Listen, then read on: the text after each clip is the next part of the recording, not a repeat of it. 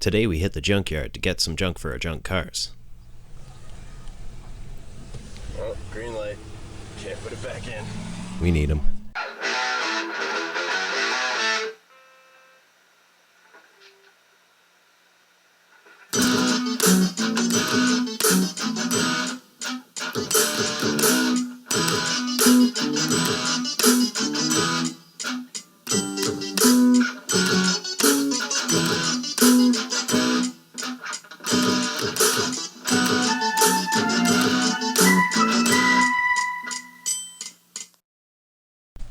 Andre started by surveying the lot for just the right lines. Oh, dude. Snagged his tips. Let's look him out. But, as it turns out, distractions would be the prevailing factor. Looks like they pulled the intercooler if it was one. But when you have so many parts, On off the side.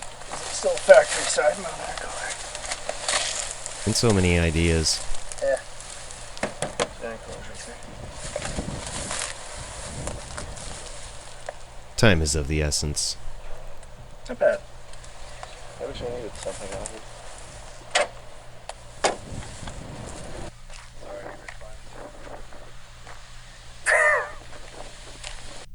There were some survivors from the Aero we were looking for, but most had rotted away already.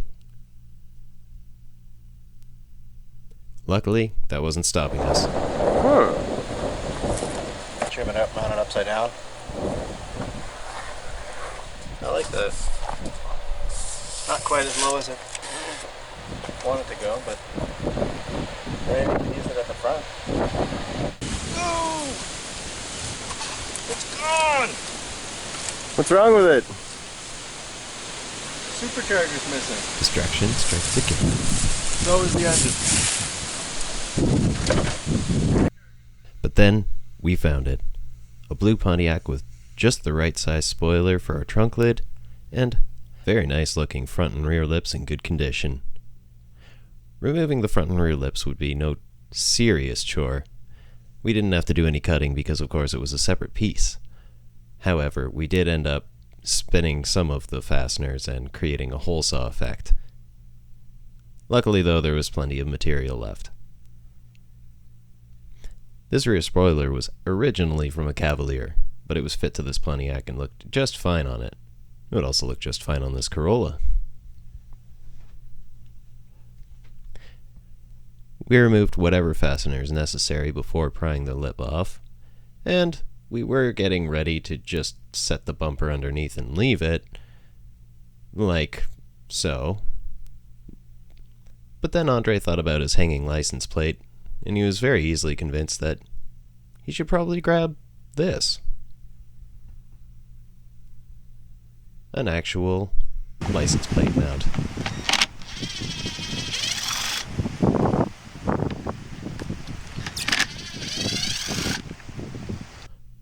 With our haul in tow, it was back to the garage.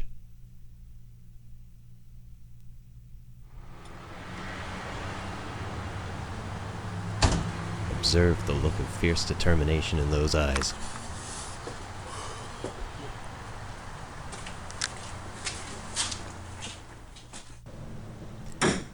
Having measured, Andre marks the holes for his new spoiler studs. He gets to work on drilling, and then tapping to accommodate the size of the studs. It was necessary to remove some of the ribbing on the inside of the trunk lid. This would allow us to put nuts underneath. Removing all of the old car's hardware was helpful before cutting. This rear lip would not go on quite as tidy and needed to be sectioned in half.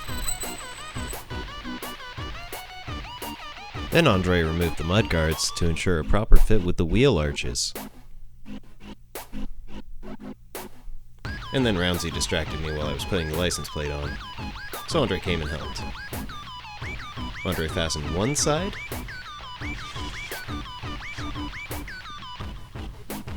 and I got to work on the boot that he found in a Celica.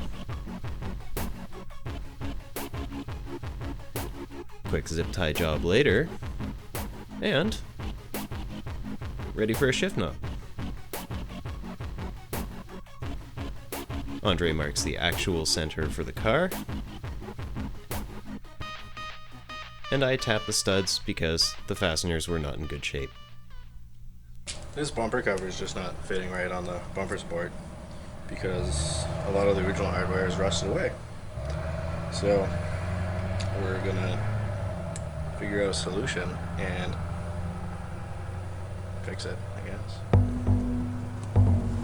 The solution in mind was, of course, some drilling, a bit of manhandling, and, of course, zip ties. But it would prove to provide a better fit for the rear bumper.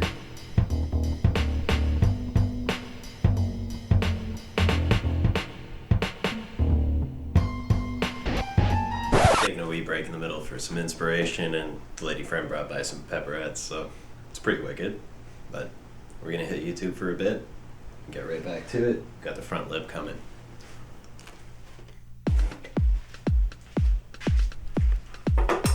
Having gotten to the front lip, we realized a couple of changes needed to be made. Like that I'm backing off, like you're just gonna suddenly hacksaw through my whole hand.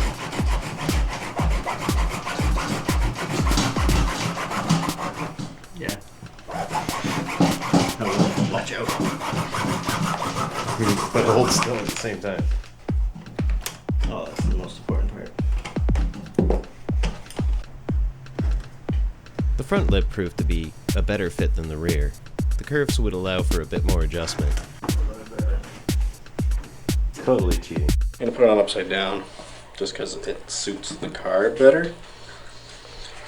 And there's no lip to screw through the top into the bottom lip, so I'm gonna have to do it to the front and just overlap it. It was necessary to trim the air dam to get the screws to go all the way through. You can see me here working on some of the air dam and Andre helping me position. So what did we find out since yesterday about our initial plan? It took a lot more work. There's a little more work than we thought. And it didn't have screws long enough for the front. The hard part's just gonna be holding it in the right spot. Or I could just set up a tripod and not just stand around doing nothing. Clay bar, not clay bar. Clay bar, not clay bar. We trimmed the front lip to fit with the wheel arches, and Andre sanded off any of the messy bits.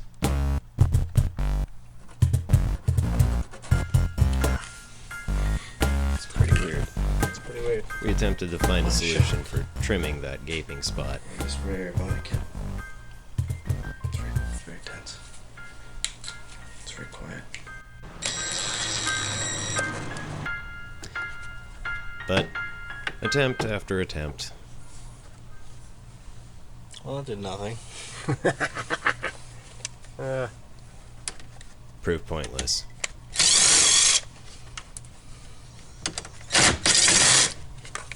Still don't have enough Blue 80s body kit. That garbage can would be perfect there. Just about, yeah. Because then you can just trace out that profile, cut a little tongue out, and get it in like so that it just kind of folds into there, and you could drive one more in there and one in here, and then have just this figure on it. Just hand painted black. Alright, so yeah, nothing to be done with that. Colossal waste of time. Yeah, the fiddly bits were pointless. But here's Andre's car at the Runway Classic. And I feel safe in saying that as the only AE82 there, it looks good.